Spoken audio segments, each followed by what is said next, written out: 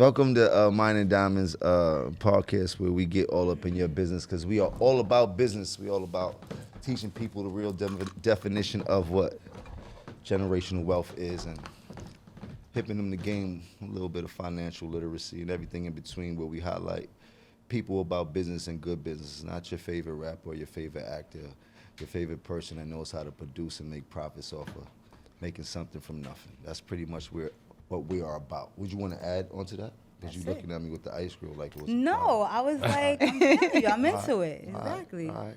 Yeah, today we have great guests. We have my man Nigel Sylvester representing Queens, New York. Right. You know what I'm saying? You ain't really have to do all of that. Well, I'm saying Queens. Harlem people over-dominate the conversation all the time. You know what I'm saying? The Queens don't get no love. You have some Queens brother. Finally, bro. Like, come on. Right. You know? And then we have Kalilah Wright, you know, who is Brooklyn by way of Baltimore. Yep. You know, and we're going to talk about their business ambitions, and, you know, both have really very, very unique stories, but we're all gonna, you know, encompass this under, you know, how they leverage their brands, like how you leverage your personal brand and how you created a brand.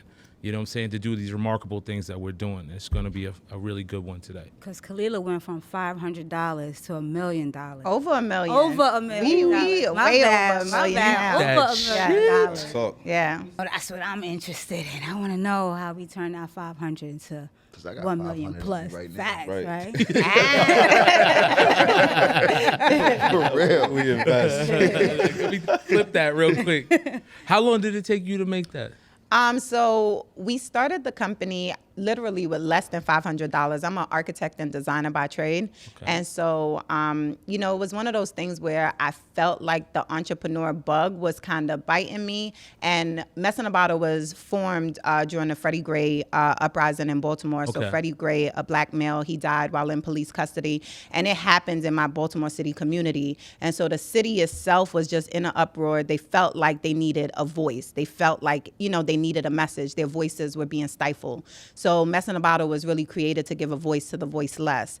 And, you know, just being in the design field, being from Brooklyn, you know, going to art and design high school and really loving fashion, right. You know, that just really inspired me to start an apparel brand to give people a message. And it really stems from the 310 BC concept of receiving a message in the ocean. And I literally, you know, I come from the streets of Brooklyn. So, you know, the street team mentality of putting flyers on a car. So I hustled, and I was, you know, I started in a really small row home in Baltimore, you know, my son and I, and the business catapulted and grew to a multi-million-dollar company in less than 5 years.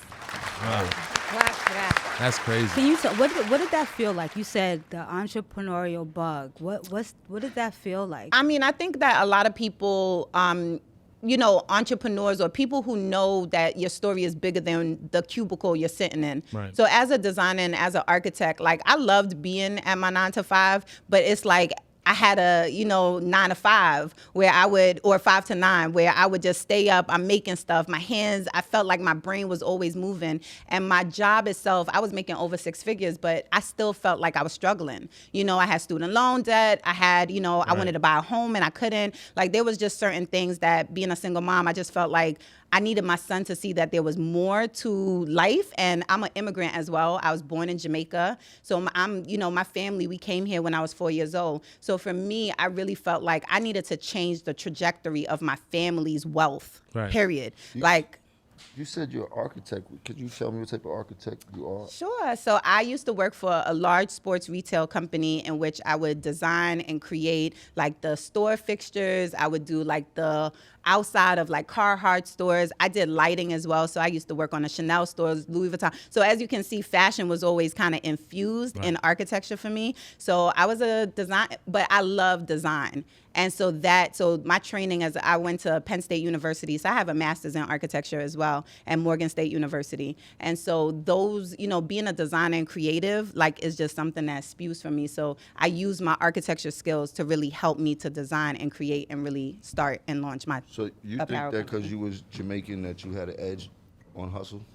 No, you know what? Brooklyn. It was New York. I don't know if it was Jamaica. I think it was Brooklyn. No, but seriously. No, though. I think it was New York. Like, I mean, I grew up where, you know, my uncle, the gold chains, the he was the Jamaican. hustle. Yeah, and like just seeing that. It was Jamaican before the hustle. It was. Y'all got that just in your blood to have 9, 10 It jobs. was Y'all like, that too, but I think the streets of Brooklyn, like being raised in Brooklyn or New York being does raised, that. the New York. I think that being in fast-paced. New York is just one of those things where you move. I've traveled the world. Mm-hmm. You don't see no hustle like New York hustle. And when I left my 6-figure job, everything wasn't perfect, but I knew that when I jumped out the window, I was gonna fly because I'm from New York and we survived. I mean- That's how I felt. I can't debate that. Nigel, you're from New York too. You're from sir. Queens, like you're from the borough, like the soil. oh, You know what God. Love that, man. Right. See, I'm giving New Soil, York love. baby. You see, I'm trying to give New York love, and I don't even say nothing heavy about Brooklyn. I'm saying, bro, like y'all sleep on Queens, but look, we out here winning, remember? Like, Please get the money, man. Queens get the money, baby. Come on, man. Actually, it was money making Manhattan. Get out of here. Go ahead, go off. Go off. Nah, but seriously, like, so we, Right. when I say we talk about like this, she built a brand, like, literally in the streets of Baltimore, like, great, like, really hand to hand, like, old school mentality. But your brand is different because you built your brand up of you being a premier athlete in a sport that not many black brothers like yourself are the face of.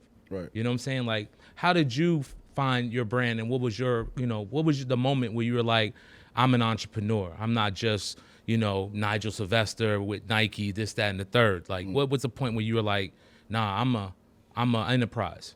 Nah, for sure, man. So coming up for me, bro, like it was bike riding in the streets. Right. Right. Like we used staircases, handrails, like whatever we could find, different parks, whatever, to go out and create content. Right. We go and film it, put together like little DVDs. We'll hand those out, or we'll like send to companies like sponsor me tapes. Right. You know what I mean? So that's where it really, really came from. And then enough of that led to brands starting to notice what I was doing in the streets. And the first brand that signed me was a brand called Miracle Bikes, which was started by Dave Mirra. So Dave Mirra is like OG legendary. Oh, yeah. I'm about to like say, so you BMX started rider. off with the legend. Right. Came out swinging, man. Is that normal? You know, for me, For yeah. you. That's what it was, right? And I was 18 years old at the time, and I signed to Nike like shortly after. Right. So being around those two big companies, like I started to understand the business side of the sports world. Right. Like the business side, like of BMX, and I started to take it from there. You know what I mean? But like that's what I like, because it's like you still both got it out the mud. Like, Right. you know what I'm saying? It's like you didn't go to school for this, but you had an education. So you didn't go to school for this, but you working with corporations gave you the corporate mentality, and you coming from corporate America would understand how to apply that to your business. So it's like both unique individuals, but still kind of the same flow and vibe. Like, Can I ask a question? Of course. Did you watch the movie Rad? Yeah, of course.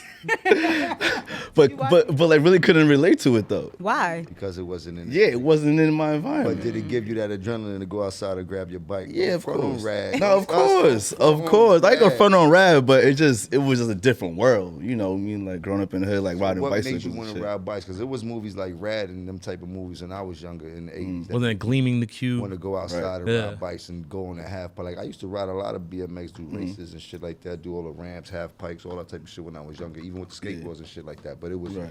those movies. We didn't have no black BMX movies back at all. then. You And did that- was none at all. But you're the black face of BMX, like world known. I mean, there's plenty other black riders and stuff like that, but you're literally the black face. Now you gotta So make now the black it's you. Rad. You gotta You gotta make make a black Yeah, Rad. that was dope. We working. But that's what Go is all about, right? Right. So So tell us about Go. Nah, so Go is a platform that we started in 2015, and I wanted to create a content series that I can highlight the different like verticals in my life, right? So into like sneakers and fashion and travel and just everything that makes the Nigel Sylvester brand. I wanted to bring that and put into a content series, and also wanted to answer a few questions. One of the main questions was people always ask me like, how was it like riding a bicycle, jumping downstairs, or a handrail, or traveling the world? And I was like, how do I curate that and bring people into that experience? Right. So we shot the whole thing from the POV perspective, so you can see what I see like verbatim. You know what I mean?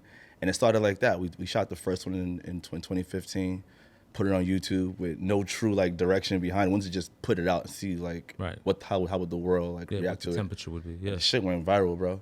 Like in a matter of days, I had people from like Paris and Australia, like different like like networks and different like blogs hitting me up like, yo, can we repost the content? Can we do an interview on you? Was it because you were black, or was it because it was just your POV? It was the fact that it was just really good content. You know what I mean? Like when you make like good art, like people are gonna like gravitate to it. You know what I mean? I'm sure it's the same way for you. Like you make amazing clothes, people gravitate to it. Music, you know what I mean? Like people around the world just gravitate to it. So that's what happened. And then from there it was like, okay, like we're gonna take this around the world. So now we're like we've done episodes in London, Paris, Tokyo, Dubai. The audience keeps getting bigger and bigger and bigger. And bigger, and now we turn into a full brand. So like this 3 verticals. There's a content arm, there's the clothing arm, and then there's the experiential arm.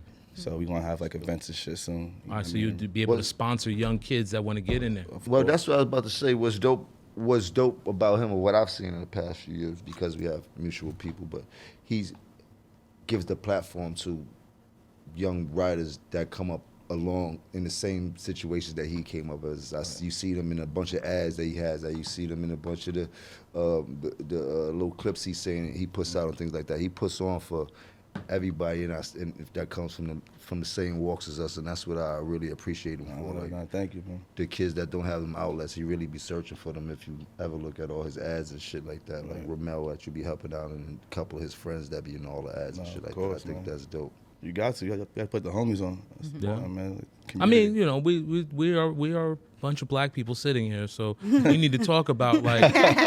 Yeah, but he's in the sport where he's really the minority, right? You know what I mean? So it's about like bringing as many people aboard that look just like us, because, you know, it's good to have I mean, you don't have to not exist in other environments. Like, you know, like I thrive no matter where I go. Like I could be in an all white or Korean company. I'm still going to fucking thrive, you know, but it's better when you can look at your peers and be like, all right, I know that we have a similar upbringing. Like, you know what I mean? Like you lived in Brooklyn. We have something in common. Yeah. Like no you lived in Brooklyn, you lived in Queens. So it's like, you see me? We know what he's saying, right? I know you've written down Myrtle Boulevard for that. What's like, that? Come cow fucking chicken over there. Chinese? Yeah, Chinese. I know you've been there, right? I know you in Queens. I know you've been to Jamaica Ave, Mr. Lee. Of course, man. Come on, I caught my Carhartts from the same place. Right. Like, so we have that.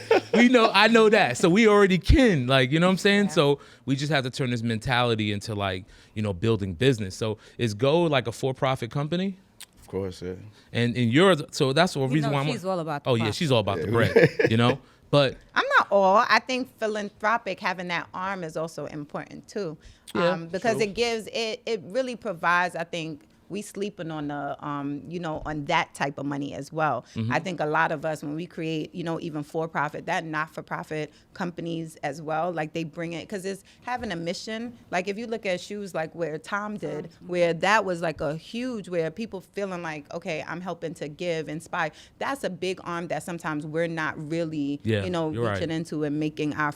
It helps your brand even expand even more. And there's just so much money out there that I think a lot of us are not tapping into in that sector. That's why Shaq is winning. He made them sneakers for $19 for the kids in Walmart. For sure. Huge brand. Because look, because the whole element of this, right, we're creating business, and this is something that I'm still looking at, where do you create like a donut, I went to a donut store, Cloudy Donuts, black owned. So, and they're in Baltimore and they're now in New York. They have vegan donuts, and they sell donuts for like $8, $6, beautiful, really nice. And you could buy these elegant donuts. Or are you gonna do where you could buy a pack of donuts and they like 50 cents, and you end up selling millions of those donuts? Then you get into the same money. It depends on the business. It's scaling. Which one, it's like, how do you want to scale? Like, I love this because remember you sent me that TED talk about the South African guy, right? And he had he was like saying that in their locally, they have like this white bread, and they just put a little dollop of meat on, and they fold it over, and they sell it. And that's like, it's really popular. Just one stand makes thousands of dollars. And then you had guys that came into they built a corporation around it and took that same concept and franchised it, and chained it. Right. Now they're making millions, but it's the same idea. It's the same principle.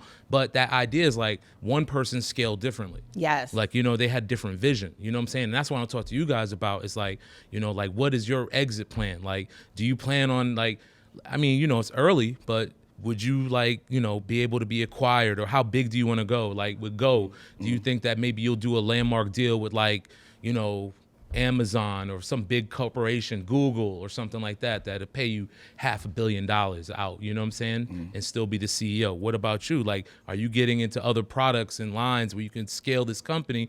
Because I think the most important thing here, and you said about philanthropic, I feel that's cool, but it's about job creation. We don't create enough jobs for each other.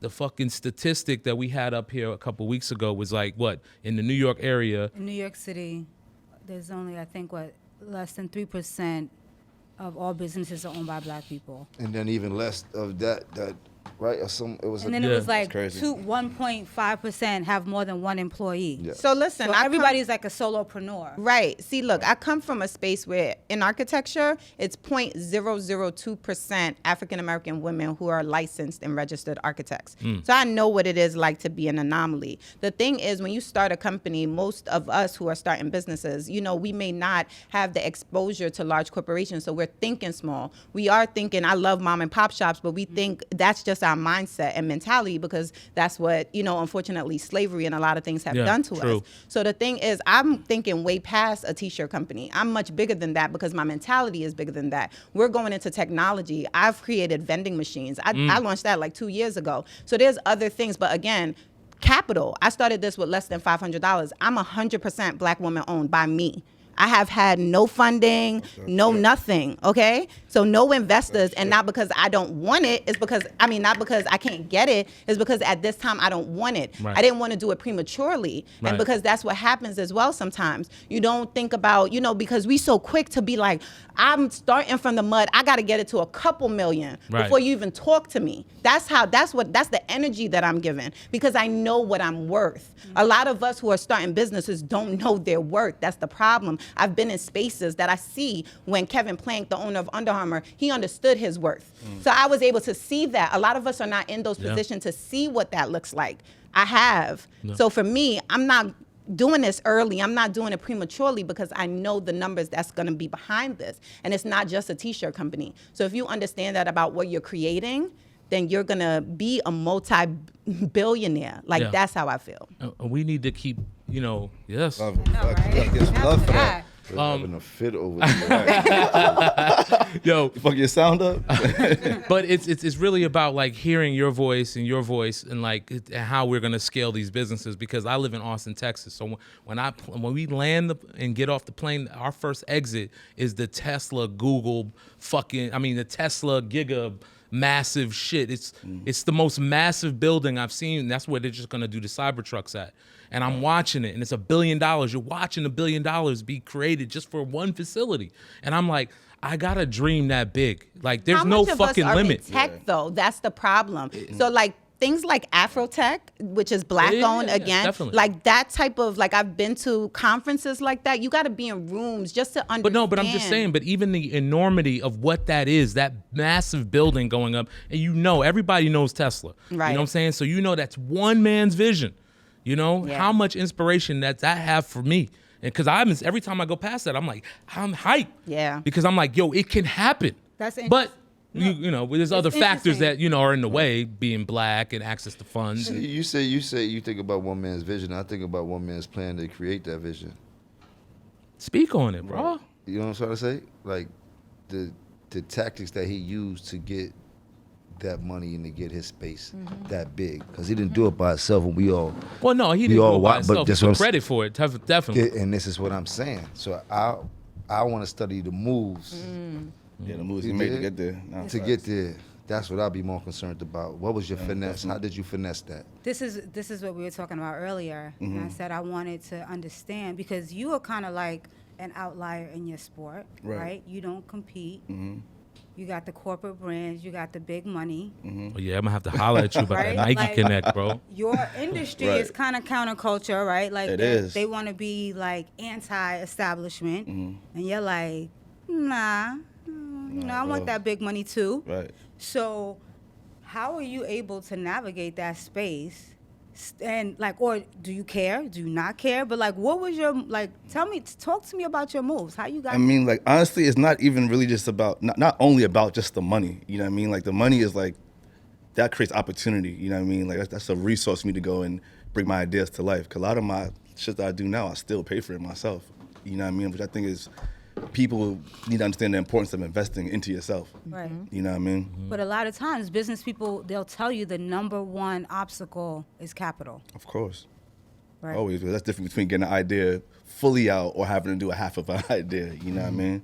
But when it came to like navigating that space, it was when I was in certain rooms, right? Like having exposure to a Nike boardroom meeting at 18 years old and being a sponge. Like that exposure I got at that point in time was different than everyone else around me. Well, what did you see? What did you learn? Just how they looked forward, like how they work 18 months in advance, you know, and like the moves that it takes to execute, like putting just one shoe out or getting one campaign out, or like how you find talent for a certain campaign, or even more than all of that, storytelling. You know, like I feel all the products that we use nowadays, everything that we embrace, it's a great story behind it. Right. You know what I mean? So I learned all those things. When did you be like, yo, this bike gonna take me out of here? Seriously, when the fuck did you be like, this bike right here about to take us all the way to the moon? When I signed, like, not to like say it again, but like when I signed with Nike, bro, you know what I mean? Like coming out of Jamaica, Queens, like on some BMX shit, you know what I mean? And like, yeah, that's and unique. be like, okay, cool, I'm That's signed unique. with Nike now, and they fly me to Portland, and I'm sitting in those rooms, and like, cool, this is gonna be like your strategy for the year, you know? And then the phone starts ringing, and I signed with Gatorade like 2 years after that. I'm on the same brands with Jordan. You know what I mean? Like, Amazing. and at that point, I understood. Okay, cool. I got a golden And opportunity you also here. got your own Jordan too, right? Right. I came late. I came know, late. I got a I pair can't of get it, those. man. I got the dunk. I never resale wore the crazy. dunk. I never wore the dunks. You still The got dunk, those, I still got fresh. them in the Oh, like those the, are probably like royal few like racks. what, aqua blue box. Yeah, I still got them tucked. What are we talking about? He said he likes Yeah. sneakers too. You got my name Found on it. it. Had my name on tape, Jim Jones. I said I'm Right. gonna keep I these. love I'm that. gonna keep these wrapped up. I love that, man. But yeah, it was all those things to me. You know, I mean, understanding the space I was in and capitalizing on it. And also having like the foundation, right? Like seeing my mom work super hard. So you mentioned you're an immigrant. Well, both my mom and dad are immigrants too. So I'm first generation. So that hustle of seeing them work 7 days a week, I implemented that into bike riding. I was like, there's no way I'm gonna go outside and ride and not come back with something. Yeah, You know, well, so every day I went outside, I had to land a trick. Had to like get a clip done. Had to have like make a phone call, write an email, have a meeting. I kept applying myself and putting myself in like the right situations to be successful. I mean, you both apply consistency works as a model. So when did you figure out that these T-shirts was gonna make you richer than you being architect? So I think what it was, when I first launched the company, I went to an event and I was vending at the event. And that was one of the things. I'm definitely from the mud, like where I used to put shirts in my trunk, and I'm going to events, trying to vent for free, everything. And, when I launched the company and I saw the reaction where I create messages that relate to anyone, whether you black, white, whatever, and people wanted to wear the message like, I have one that says, I'm just a bad chick with a bald head living life. And so I did it for myself, wanted to embrace my natural hair and everything, but then I had cancer patients who were like, my mom was struggling or I was struggling and I needed this message, and this message saved my life. So when people send me things like that, it made me really understand, like that I created more of a global message, even though I talk from a black woman, immigrant woman's perspective. And we were recently featured in Target this year. And that was an amazing experience. So when I realized like major brands are now watching me, and, we did stuff with Walmart and, and other, we've had stuff with YouTube and Warner Brothers. Like those things made me really realize like this thing is much bigger than just a small t-shirt company. So is it a T-shirt brand or clothing brand, or is it just a brand in general?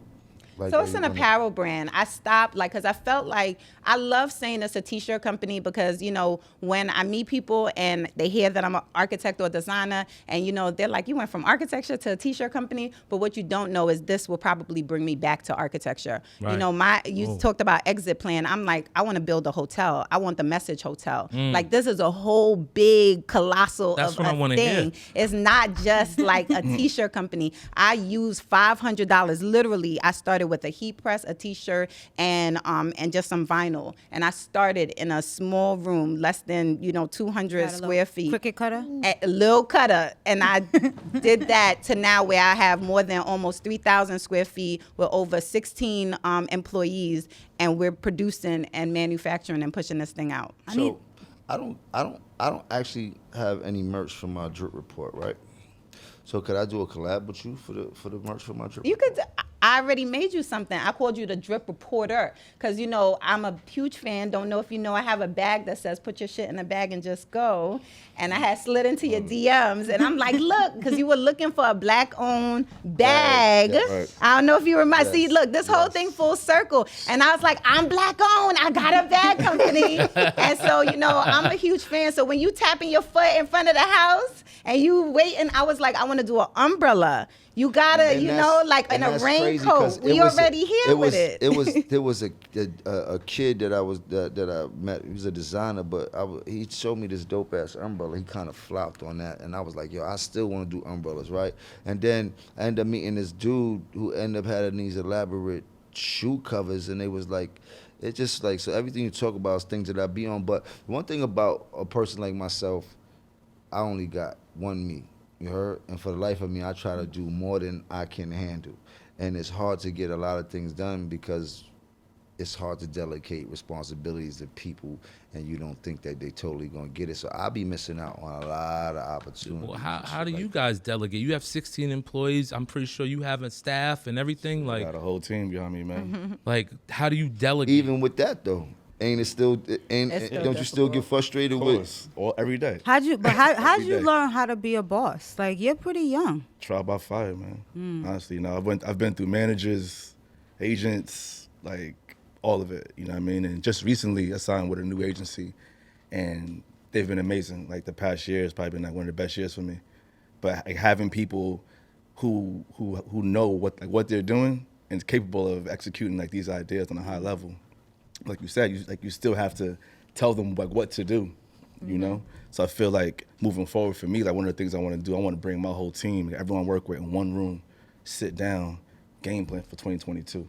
You know what I mean? So No, let me that's ask one thing I always do, like twice a year. Yeah. Before the pandemic, I usually do a team retreat. Right, you got to. Yeah. For everybody that works for me, we used to go to Miami or LA or something for like 3 days, and then we just smoking, drinking, laughing, doing business, creative ideas, putting blueprints together. Like, you have to do that. Like, that's imperative. Definitely. When you were starting out, right, Mm-hmm. and you were coming across, people who you just were like, they're not executing on a vision. Right. How'd you learn how to deal with that? It was frustrating. Give them a time frame.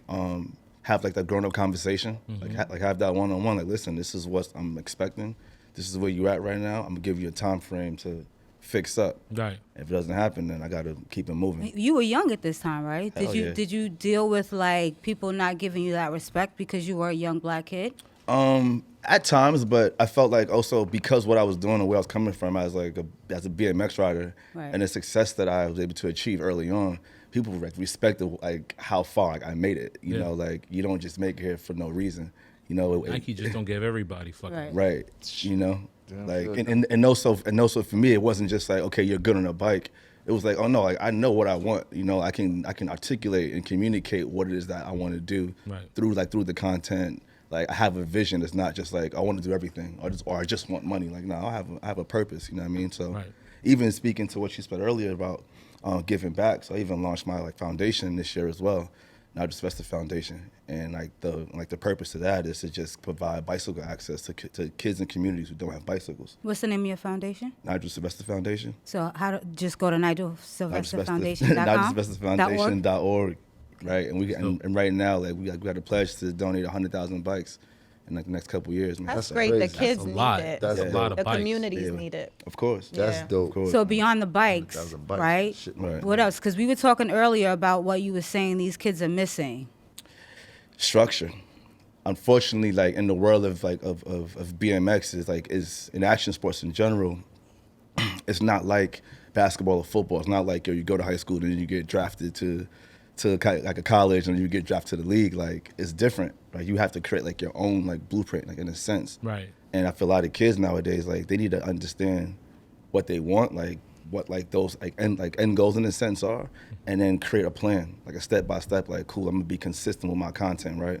I'm gonna post on social media across the board 3 times a week, and I'm gonna bubble up my followers or my following to X, Y, and You're like Z. a rap athlete. You're not just like Exactly. you're not like a like you're not like Right. an athlete. Like your brand, who you are. Like you can stand without your bike, and people go, oh no, Joe, Right. you're like a rap athlete. So you gotta keep that up in order to. No, you have to. You know what I mean? That shit is a definitely. blessing. Like you got athletes do X Games that probably are so jealous of the fact that you could just make your own day and do what you want to do and not have to go hate through it. the rigorous training and almost kill themselves that they got to go through and shit like that. You know what I mean? So I hate it, it's man. dope that you created your own lane inside of a game that probably did not want you to have that. For You sure. dig? And Right. now Early. within that, Right. you are creating lanes Definitely. for others to come after you, which Hell is yeah. super dope. You're making a shitload of money. You've been signing Nike, Gatorade. You got commercials all over the place. You be in GQ, all this type of shit. Like, yo, bro, Running it up. I appreciate you, and people need Thank to you. know that. Like, so when we highlight people up here, we want to make sure that it's all about business. You dig? Not about because you're famous. You're all about business. This lady is all about businesses. This is what this is about. So We people have can millionaires understand at that the table. you can make money from our community with not taking the typical route of having to go to college and hopefully you get a degree to have to pay back a shitload of college debt and shit like that. Well, there's other ways that you could create a career if you ready to put that work in for it and stay focused and you know what I mean? So, Like you said it yourself. You had debt, and this is like you're like, fuck that. I'm a do something. Right. You know, you came to that moment where epiphany was like, I got to do something. did you pay off the college debt yet? We almost there. right. Yeah. There you go. I bought my first home, right. and so for me to be able to do that again, being an immigrant, like, and my You family. keep saying you're an immigrant, but I feel Because like You is Jamaica from Baltimore, is and you from Jamaica. here.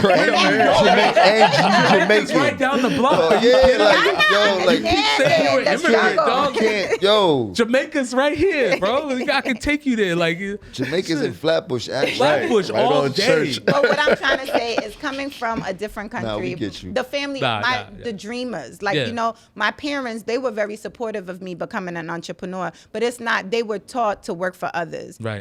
They come from service-based jobs. So me creating my own lane and being able to buy my first home, my parents don't have homes in America, Right. and my grandmother got pushed out of Brooklyn. So things like that make me feel like, all right, I'm Nah, making you things definitely happen. on for your my way. family. Making more than things You happen. Yeah, you are definitely making it happen. Oh man. How did you learn how to be a boss?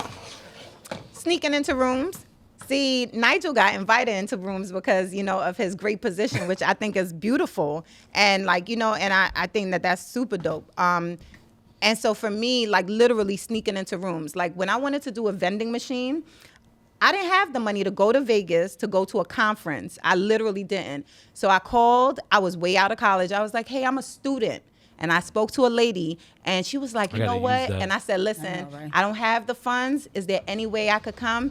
And she got my information, and I got there, and she said, bring your college ID. I was like, Oh, okay. no. But I get there, and she had my name ready at the desk with the badge, no questions asked. Dope. And I got into the event, and I asked questions, and I bought my first vending machine. And so I snuck into a lot of rooms because I said all I wanted to do was be a fly on the wall, just to understand business. As a black woman in conference rooms, you're not always invited in. Right. There's a lot of gatekeepers in all of this. Right. And Yeah. so I'm like, I gotta be able to stand outside of a room and put my ear to the door. So that's kind of the things that I did to really learn how to be a boss. I'm still learning. I do a lot of, like you said, trial by fire, a lot of failing because not a lot of people I know are in this position as well. When you started, did you hire your friends? I didn't hire friends, but I hired like Facebook, Instagram, like I need help. So in the beginning, So it you was were just like, reaching out to people online? look, people, I needed earrings today, and somebody online I posted, and they bought it here. Right here to this. Today, I needed somebody to watch my son. I'll post, hey, I'm in a crunch, trustworthy. Somebody will be there, able to, and my community has really been supportive like that for me. Because in black community, like just showing up. And it's been amazing. I've had other execs too, white, and I'm like, hey, I'm struggling with needing to do a P&L. Right now, I have somebody that is advising me working for a large corporation, and they're using their resources to help me for free, pro bono, helping me with all my finances, making sure my money is right, making sure I'm paying the right taxes. Those things are important. The guidance, super important, because I don't want to get jammed up later on. You thinking you collecting all that, you'll get. And so having people like that who are like, yo, you're black, I want to see you make it. And that's the things that's really been helping to push me forward. Were you, a lot of times people don't like to appear like they don't know something, right? So they just pretend they know it all, or they don't ask the questions. You know, what was that? Was that? No, so I think why I've gotten, what y'all seeing here today is me. So starting 5 years ago when my bank account was overdrawn for the whole year, every time I, like, you know, I had a credit union. So if I go over 10 cents, they was giving me a $37 fee. And I used to post that. I used to talk about that. I used to cry about that on social. I'm a single mom, so I would just be like, I have an event. I have nobody to watch my son. Anybody with a kid that don't mind that, you know, y'all could, your son, my son could, and people showed up for me. So when I had vending events, have to go out of town, my friend, like people I did not know, truly showed up. And so I think, you know, for me, it just really helped to catapult and really, you know, push me along through the community. You know, is big. I mean, for both you guys, like, you know, like you both are kind of relying on your communities to you know, you built one to support you. Like when we were in Target, the fact that, again, they've seen me, I'm posting, I'm crying. When the pandemic hit, packages burnt, you know, 6 months, people still didn't get their stuff. Like, it was a tough time. And when they saw me in Target featured, they're like, this girl started from nothing. And the fact that I'm now in a large retail, I was in over 1,400 stores across the country. So that wasn't nothing small. That's nothing small. That, you know, happened. And so that moving was weight, literally. my vendor. When I first started these bottles, I started with 500. We ordered over 250,000 for this. That was 5 years. He didn't even want to. He was like, 500. We don't do those type of numbers. I said, stick with me. Right. And so for me to be able to do that and have a trailer from, you know, international to, you know, be able to dock in Baltimore, that's what that felt colossal. Literally pushing weight. You could have a red or a yellow top right there. Right, You know what I'm saying? It's funny because I did it at one of my when we come out with an album, we do like the release party, whatever. But, you know, they had the whole listening party. So I had the whole installment, like New Jack City had naked girls bagging up weed and all that. I had put T-shirts in a bottle about this big, and we had the red tops as the crack tops, like the crack vials that we used to sell. We had the T-shirts, and then I had all fake money. People were gambling. All the money that you would win, you were able to go to the merch store at the end and use all the fake money that you won and buy T-shirts, sneakers, Air Force Ones. But this reminded me about the joint, the T-shirt. But this is very dope and very. I'm proud of you. I don't know you, but I'm very proud of you to hear a story like that. I mean, it's not like you came from the bottom, but you pushed your limits. You knew where you wanted to go, and you took a little bit and made a lot from it. Nigel, you just dope, man. Like, you know, I see you all the time. We ain't gonna keep doing it. But listen, this has been a beautiful show.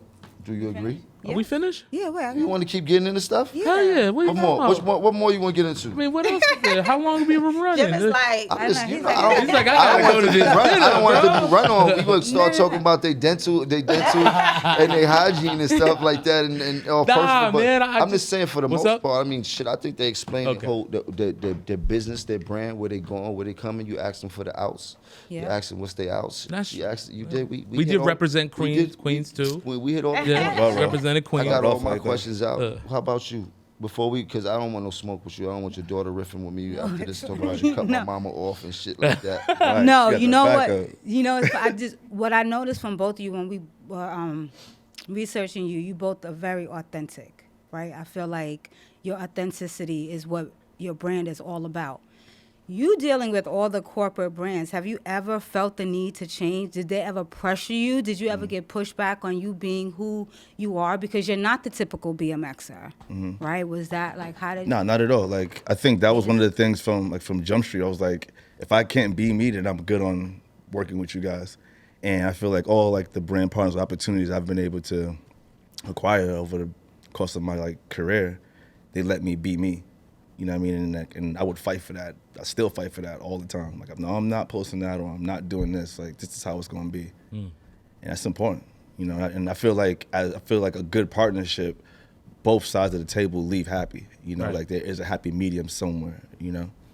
Man, it's important to be unique. I think everybody here is unique, but we're sitting at the table with fucking millionaires, and I love it. I know. What's something you wish you had known going into this, both of you? Like when you first started, what's something you wish if somebody had just told me this? Because one of the things when me and Beef started talking about this, to your point about the conferences, I was like, everybody doesn't have $5,000 to go travel to Vegas, travel to CES. Like if you're in tech, you can't go to CES, you can't go to Mobile World Congress in Barcelona, right?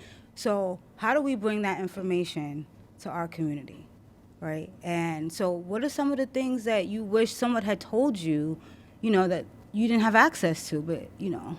I definitely think, like I said, the financial part, like understanding, you know, even when it comes to stocks, growing your business, like just some of the inside information, or even things like HR, you know, things that employee handbooks, like just really when you're scaling a business, some of the things that you might have to do. I think how you started any business is not going to be the way that it probably ends or scales and grows and it gets bigger. So as I'm trying to grow, you know, just from a small corporation to a larger corporation, I think that there's just so many, you know, things just with employees, people, things that I don't know and that I'm still learning and gaining access to. So I think that that's really big. And the financial piece is huge, because I think that if you mitigate some of the risk of like messing up money, just like even things like making sure you have the right insurances is big. So before, when I was saying I need help, I'm now making sure that I don't need help anymore. Now I need actual people who are very versed in certain things to be on my team, because this is not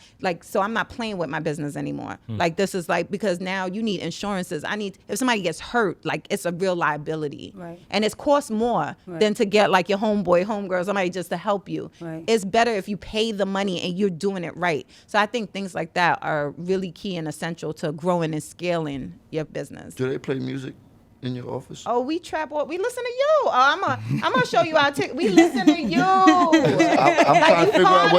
trying to figure out what the vibe is like at the work atmosphere. I need to know what it's like when I go to work in case I need a job. I ain't just we moving. Like, I mean, you know, we go from state to state. Like that's how I feel with these teams. As you grew, did you feel like you got more like corporate? Like I feel that's like what I'm right, because a lot of times startups be all cool. You got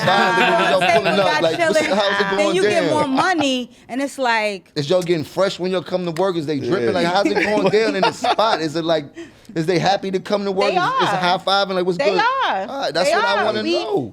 My team, last year when the pandemic happened, they slept at the shop. We care about the people. It's like it's a heartfelt place. Like my team is riding with me because they see the bigger vision to what this thing is. So they trap with me. Like that's how. Literally. So I found a crew that they understand. Like they're like we out the mud. Like that's how it feels. You got them trapping out the building, sleeping in the spot. She said they trap with me. With these I ain't black gotta ask her no tops. more questions. They trapping with her. You heard? That's hard to find too. That's hard to find. And that's why you hold on to them. What's a good employee? What do you consider like a good employee? My team goes hard. A great employee is my assistant who had to throw this jacket from the train, top of the steps, and made sure that I got here today. So you do what you got to do. They ride. They watch my child. They make sure if I got to do something, we got Xbox at the shop. They feed them, everything. It's a family unit. If they need it, if they need time off, and also mental health, real big. So though I'm talking all this and I'm like, we trapped together, I'm like, this holiday, what I did was I booked us a cabin in Jersey, a beautiful triangular Airbnb, and I said, we're going to be a family and hang. This holiday, we're not sleeping at the shop. We did that last year. We doing it better this year. We hired people, they packaging, we're not doing that this year. So it's about growth. How do you grow? And I want the people who are with me to stay with me. So I'm making sure that I'm doing everything as well to make sure that the business is and mental. Like, I'm like, look, I'm not asking y'all to, kill yourself. That's not part of this. Like, I did that for a couple years. I'm like, now we should be able to love on what we're creating. Do you and employ a lot of women? Oh, it's 99% black women. We just had our There you first go. non-black. We have a problem. We have a problem. What is We have a what is the problem? Because if it was the other way around, It would be It'd be a whole it'd be problem. a big problem. Right, Like, it'd be a whole thing. for real. We But need. we don't have enough spaces like that. That's why Oh, so we they like don't, this now they don't have about enough now it's spaces okay. for the men. Like, so the men are just assed Men are out. Like, we just just assed out. out. We Yeah, can't outside get in the the cold. job. We can't get shit. Listen, This you is know what? crazy, It's for right? the Like, black You know women what? are the ones buying. this is where it goes wrong. Keep going black. What about us? Can we get a job, about me? sister? I'm gonna count how many men I got on my crew right now. Nah, I like you looking Outta at here. Ain't nothing wrong Of with that. course. All right, That's Nigel, dope. tell me what's something you wish you had known earlier? Just how money works. You know what I mean? Like, I've definitely like ran through some cash. I'm like, damn, I wish if I knew better, Right. I would have did better. You know what So I mean? how did you start to educate yourself? Honestly, it was just about putting the right like financial advisors around myself. You know what I mean? Like, that was a big part of it. Just learning how to invest properly. You mentioned it. Just learning how to invest properly, like learning how money works, putting it away. You know what I mean? All those things that you don't get so as like a young athlete. I You know had what I to mean? fire all those people actually, but not because they were doing bad, because I was starting to lose the concept of what money was. Right. You heard? I started calling like, yo, I need this thing. Like, boy, it ain't that ain't in there. Like, what? What the fuck you mean it's not in there? Like, I just started losing the concept of what money was. So for me to really get back to where I'm at right now, I had to take control of all my finances. So now I know where every dollar's going, and I know how to stack every dollar. If not, I was burying myself. by You having sign them all your people in there. checks? Yeah, everything is directly on me now. And Yeah, I learned you know what that I mean? the hard And way. now that I got control of it and I know how my money works and I see it now, I'm looking for another business manager now who can help my money Grow. to You make have to money. understand You know what I your mean? own. That's a big thing. But Like, I've been you in this have- shit since a baby. So when you start music at so young and they throwing money at your face constantly, you're not really caring about it. You concept you just- of it is you like just spending out of that the window. bitch. You dig? And it don't. It's like it always come. Yeah. yeah, until I'm it's- lit. Until So that always bitch, come. until it stop coming, and then you like, Let me tell you Oh. what I realize is the more money you have is to me the easier that you don't even see that it's going. So I had even apps where I had to dig through and find why $1,000 was going out a month, where my account was just overdrawn like a couple years ago, where $1,000 was like, yo, Where did it go? oh, Chrissy went through that this through morning. apps. It was Crazy. like it's Taking downloads and $500 out of her apps. account every month. She did And not didn't even know know what the it fuck it was. That's and you have Oh, seriously. because it's buried. It's get buried in and look, these apps, these $9.99s, these $16.99, all of that add up. was just adding yeah. up. You gotta It was look at like those subscriptions. Oh, my God. $1,000. Yo, Those People shits say will kill that. you. People will be like, And you didn't even know. because they're like, oh, let's disconnect from cable, right? Cut the cord from 'Cause you cable, got and now 30 you things spending that's more $9.99. money You on got 33 Hulu, things that's Netflix. $9.99. You're like, what? the game. The game. Yo. They got us. Just so you can watch one movie. But that's what my man Pone always say, like, yo, this digital money don't even feel like money. Like, yo, when you got the cash, you got to take it out your pocket. He like, that shit see be it. feeling like, Yeah, you damn. feel like, damn, it's life. He like, I zap somebody money anytime. Like, what's your cash at? But Right. Right, and don't even keep track of until it. you Right. until you end of the month, Add you it up. like, oh, this shit. Yeah. Fees I'm and sorry, like, bonuses. you're not even and- touching it. It's just you just say Yeah. It's like a video game. Yeah, It's for crazy. sure. It's definitely dangerous where we're headed, but do you guys invest in crypto? I do not. You do not. Tell I'm me not why. ready. You're I'm not just- ready? I'm You not are ready. knowledgeable You enough. are ready. Yet. I'm really not are knowledgeable. ready. Look, I'm not. You No, are ready. oh, okay. You already. We ready.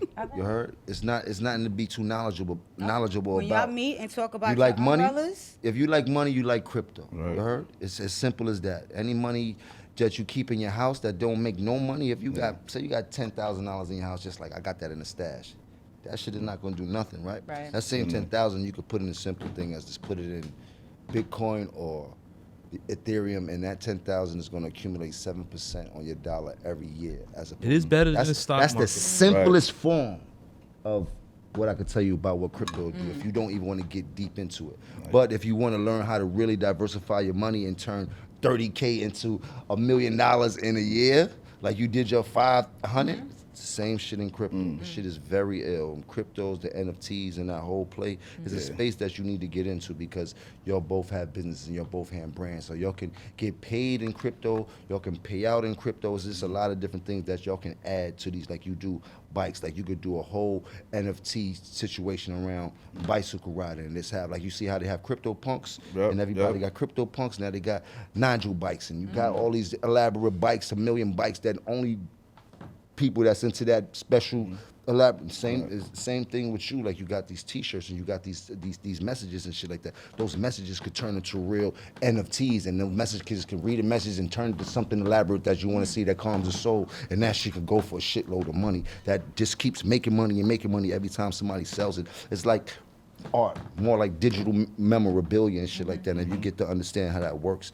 it's gonna work for you. But if you have brands, there's so many ways you could break that shit down from this crypto to NFTs to make money for yourself, and you not having to come out of pocket because y'all are something that people want to be involved with. Like your brand is something people want to do. You have a brand that people knows for messages and shit. All that turns into free money. Like you did, your T-shirt alone could turn into an NFT. Like you could do 100 T-shirts. All these 100 T-shirts could be an NFT that turn into a physical NFT, meaning they could buy the NFT of the T-shirt and then they'll retain the physical T-shirt itself. And shit You could like just that. send it to them for free because they bought the NFT. It's just different. Like so. There's a whole roadmap thing. And you We'll can, talk about and that you later. can Are you get, up yeah. on it, I'm Nigel? working on my NFT right now. See? I'm working on it right now.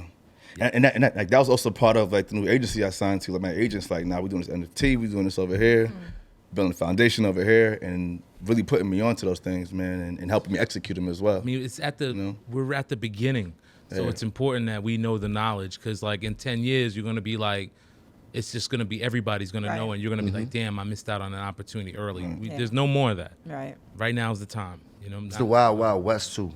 There's no rules to this shit. It's just money making machine out there. Like, this is the best. For us, it's like we always are the second to find out about what's needed in this world. Right now, we don't have to be second anymore. You know, for our people, that is. So this is what we've been trying to teach people and encourage them to learn more about, because this is where the future is going, and this is finna be a big separation. And if you don't understand where that separation is going, you're just gonna be stuck with the cash, and the cash ain't gonna be worth nothing in a little while. Yeah. You know what I mean? Yeah.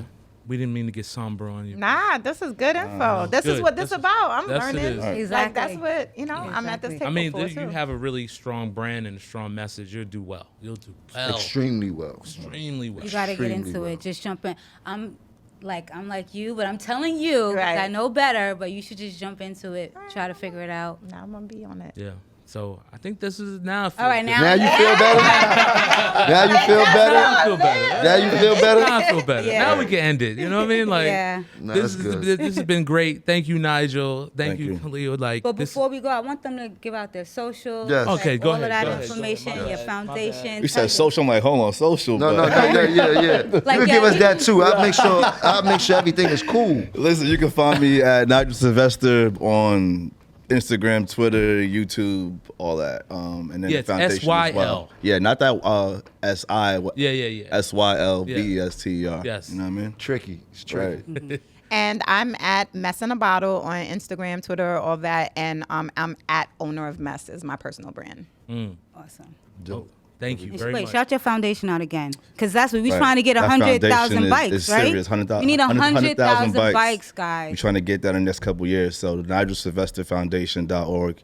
Go in there, donate. You accepting dope. crypto? I'm accepting all of And it. can I plug real quick? Yes. So I have the T Wow. class. And so the tclass.com, I teach people how to start and create their own t-shirt company. Yes. Fire. Oh wow. Yeah. That's what's That up. is fire. Yeah, so it's all online, all What I virtual can do, courses. if you got a bike, Nigel, when I do the drip report, I could do a special when I that'd actually be talk about the things. And if you got a T-shirt, well, I can make a T-shirt and I can highlight that I made a T-shirt with you. You have a special program where teach people how to start and create their own T-shirt business. Yep. And I could do that on the next trip report. Plus, I need a bike anyway. I got you, man. It's nothing. That's nothing, bro. You see, I told you these old dudes still want to get on the wheel. I want a bike. Yo, bicycle riding is timeless. It's ageless. That's like me. I want It's the one. best. Yeah, I'm Ooh, like, it I'm a don't woman. I'm stop. like, I Yo, want cool. one. It I don't understand how GTs they don't. and L. Like, Remember, there's no Elf? You seat. ever had an Elf? Fly. I'm like, Nah, that's what's me. I want one. All right, so this is early. So right after Rad again, like there was a bike called Elf Extra Light Frame. It was like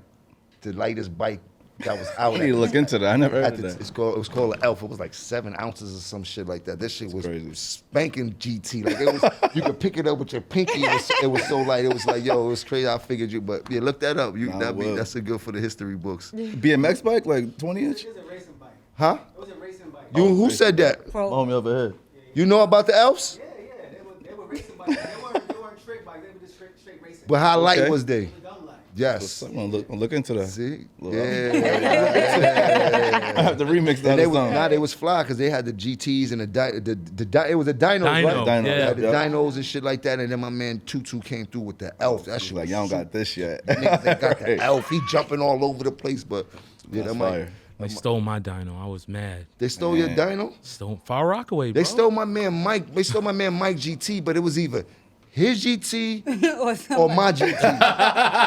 So we pull up to the 7-Eleven. I'll never forget. Maybe like 7 to 8. We pull up to 7-Eleven like in Yonkers somewhere, and there's a group of kids outside. He's like, yo, I'm gonna go get slushies. All right, he goes in to get slushies. The group of kids surround me. They got like chains and shit. I'm like, oh man. Like the He Warriors. like, man, we taking his bike. If you say something, we taking your bike too. I'm like, oh shit, they mad bigger than me. I'm mad nervous. Like, oh man, they took my man Dave. He was mad at me for a minute behind that, but shit, like, Just came outside the bike going.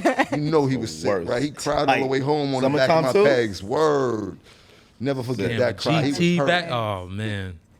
You built your first bike? Did you build your bikes or you just got So like how like my bikes work is like we'll go source the pieces from different brands and we all and put it together. No, your You know what I first mean? bike. My first bike though. Yeah.